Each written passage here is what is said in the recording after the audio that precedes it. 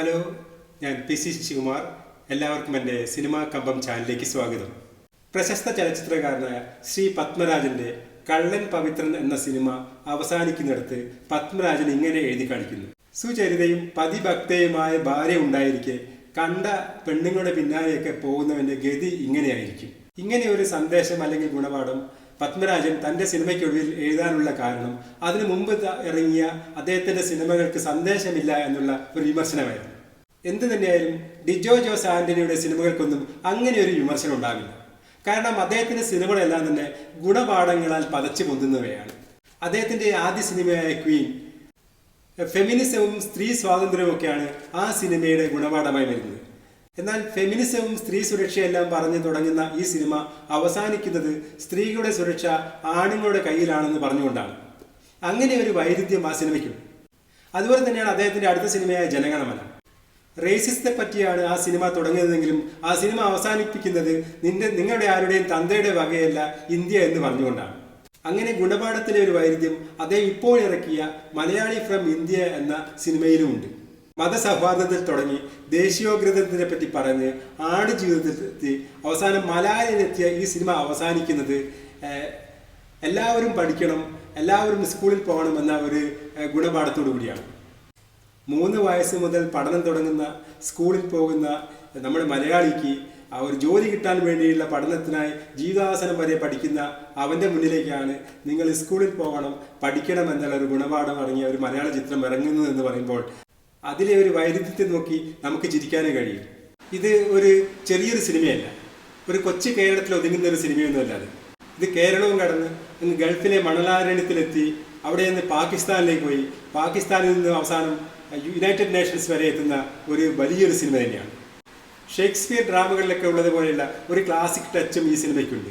Macbeth എന്ന നാടകത്തിൽ 3 വിച്ചസിനെ Macbeth കാണുന്ന ഒരു രംഗമുണ്ട്, അദ്ദേഹത്തിൻ്റെ ഭാവി പ്രവചിച്ചുകൊണ്ടുള്ള ഒരു രംഗം. അതുപോലെ ഈ സിനിമയിലും മുത്തപ്പൻ ദൈവം ഈ സിനിമയിലെ നായകനായ ആൽപ്പറമ്പിൽ ഗോപിയുടെ വരാൻ പോകുന്ന അപകടത്തെപ്പറ്റി മുൻകൂട്ടി പ്രവചിക്കുന്നുണ്ട്. ഗോപിയുടെ അമ്മയുടെ കൈനോക്കി പറയുന്ന സ്ത്രീയും ഇത് തന്നെയാണ് പറയുന്നത്.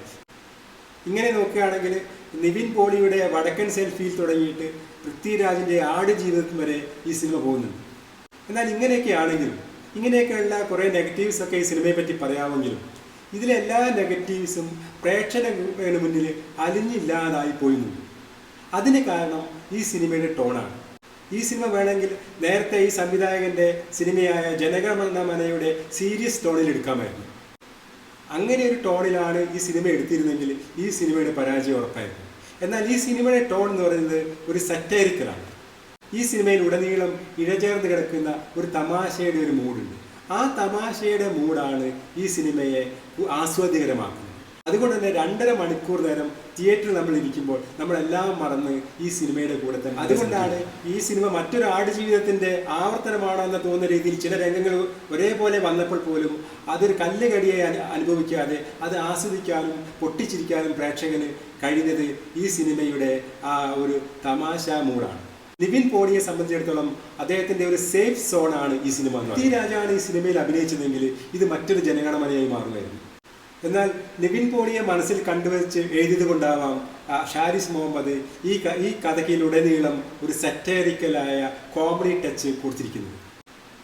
നിവിൻ പോളിയുടെ തിരിച്ചുവരവാണോ അല്ലയോ ഒന്നും പറയാൻ കഴിയില്ലെങ്കിലും പ്രേക്ഷകർ ഇഷ്ടപ്പെട്ട നിവിൻ പോളിയുടെ ചിത്രങ്ങളിൽ ഒന്ന് ഈ സിനിമയും ഉണ്ടാകുന്ന കാര്യത്തിൽ യാതൊരു സംശയമില്ല. മാത്രമല്ല ഈ സിനിമയിൽ ഒരുപാട് ഇമോഷണലി കണക്റ്റഡായ രംഗങ്ങളുണ്ട്. മഞ്ജു പിള്ളയുടെ കഥാപാത്രം തന്നെ ഹോം എന്ന സിനിമയിലെ ഒരു എക്സ്റ്റൻഷനായിട്ടാണ് അനുഭവപ്പെടുന്നത്. ധ്യാൻ ശ്രീനിവാസനും നിവിൻ പോളിയും തമ്മിലുള്ള ഈ കോംബോ വളരെ നന്നായി വർക്കാവുന്നുണ്ട്. അഭിനയം കൊണ്ട് മാത്രമല്ല ശരീരം കൊണ്ടും ഇവർ രണ്ടുപേരും ഇപ്പോൾ ഇരട്ടകളായി മാറിയിട്ടുണ്ടോ എന്ന് ഒരു സംശയമുണ്ട്. തങ്ങളുടെ വണ്ണത്തെ പറ്റിയുള്ള അവരുടെ പരസ്പരമുള്ള കളിയാക്കലെല്ലാം തന്നെ പ്രേക്ഷകർ നന്നായി ആസ്വദിച്ചിട്ടുണ്ട്. ഏതായാലും ഗുണപാഠത്തിൻ്റെ പഠന ക്ലാസ്സൊക്കെ ഉണ്ടെങ്കിൽ പോലും 2.5 മണിക്കൂർ നേരം എല്ലാം മറന്ന് ആസ്വദിക്കാൻ പറ്റിയ നല്ലൊരു എൻ്റർടൈനറാണ് ഈ സിനിമ എന്ന കാര്യത്തിൽ യാതൊരു സംശയവുമില്ല. ഈ സിനിമ അതുകൊണ്ട് തന്നെ OTTയിൽ വരാൻ വേണ്ടി കാത്തിരിക്കേണ്ടതില്ല എന്നാണ് എൻ്റെ അഭിപ്രായം. തിയേറ്റർ വാച്ച് നിർബന്ധമായും ലഭിക്കേണ്ട ഒരു സിനിമ കൂടിയാണിത്. പിന്നെ മറക്കരുത്, ഈ വീഡിയോ ഇഷ്ടപ്പെട്ടാൽ സബ്സ്ക്രൈബ് ചെയ്യുക, ഷെയർ ചെയ്യുക, കമൻറ്റ് ചെയ്യുക, ലൈക്ക് ചെയ്യുക. എല്ലാവർക്കും ഗുഡ് ബൈ.